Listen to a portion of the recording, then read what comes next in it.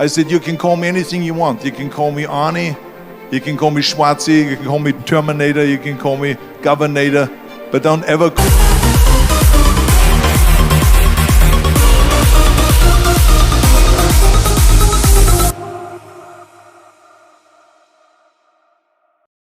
one of his interviews, when they said, "You are unbelievable, you're the greatest basketball player of all times. Tell me about that." And he says, "Well, you're just mentioning the successes." He says, "For me to become the greatest basketball player, I missed 9,000 shots." So during these games that he was so successful, he missed 9,000 shots.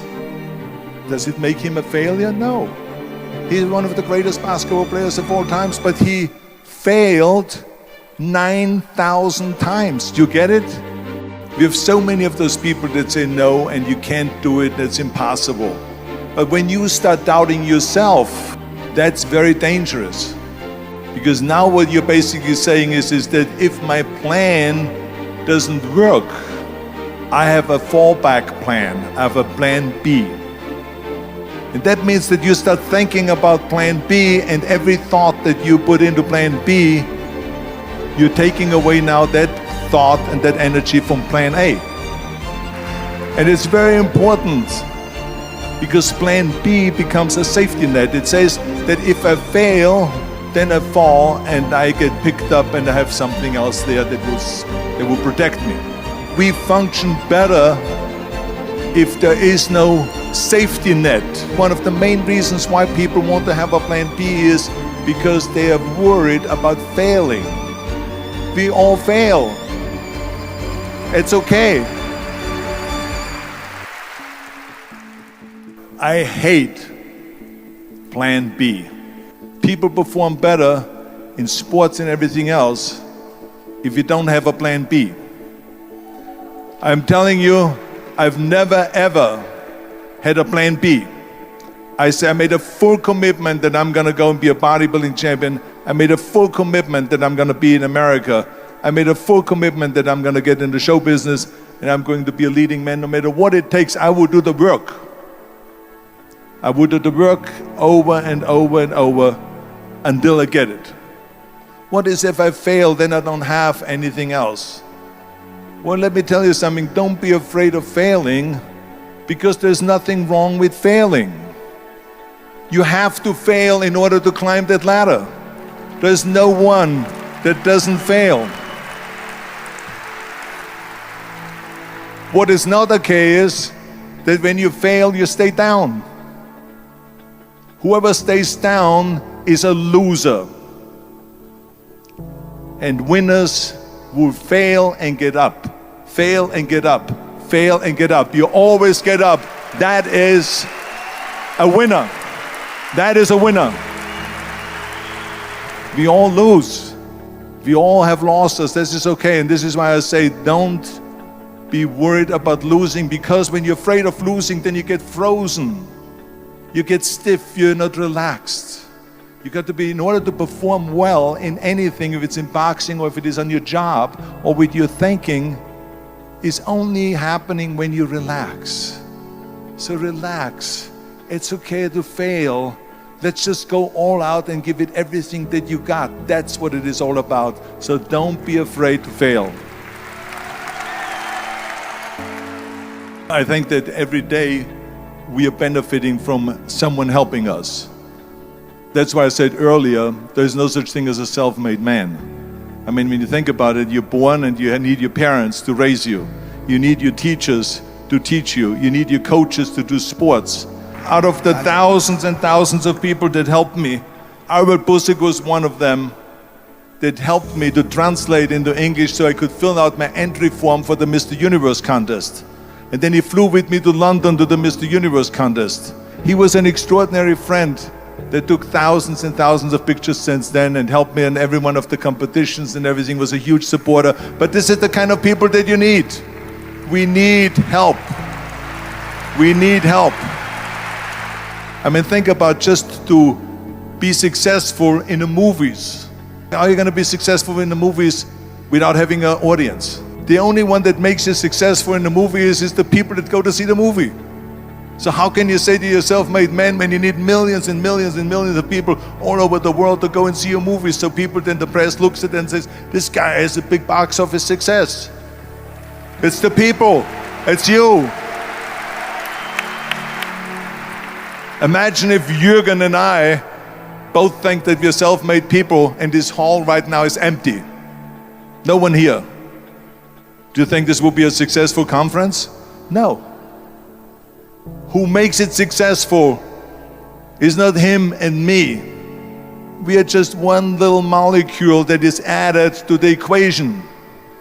But you are the ones that make this conference a successful conference. So thank you, all of you, for being here today.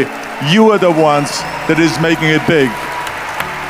You can only feel complete as a person if you think about what can you do for your fellow member around you that maybe needs help.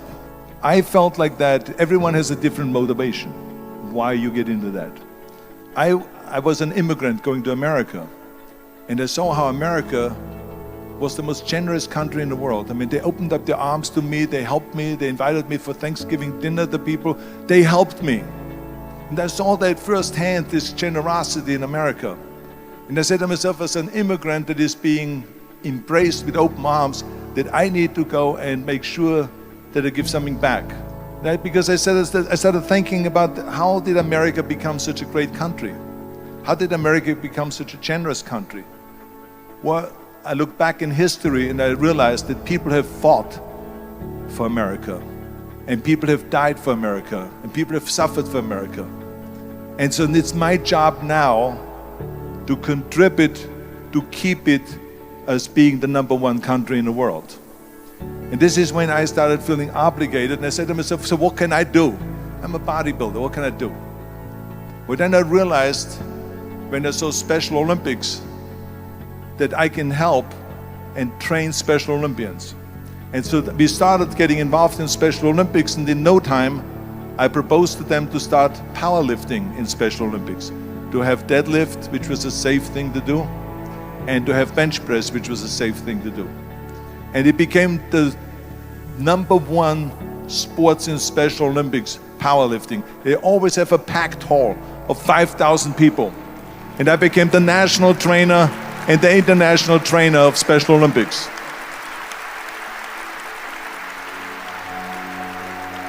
And I tell you, I felt so good.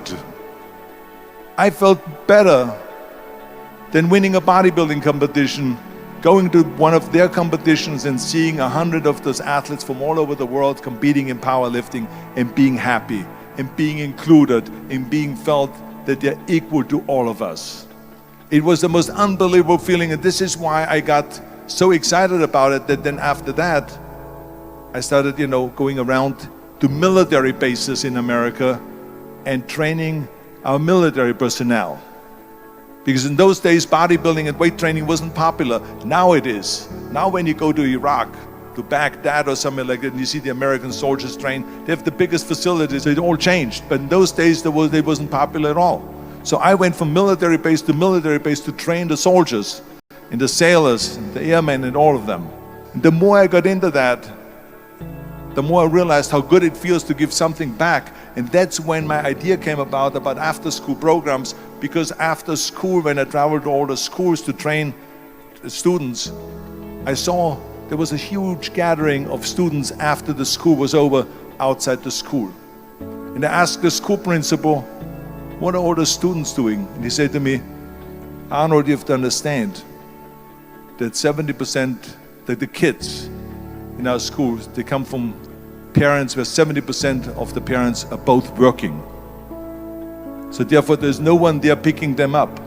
So that's got me the idea to start after-school programs, to keep those kids in school while the parents are working, and to offer them homework assistance, tutoring, sports and fitness programs and arts programs, music and painting and so on.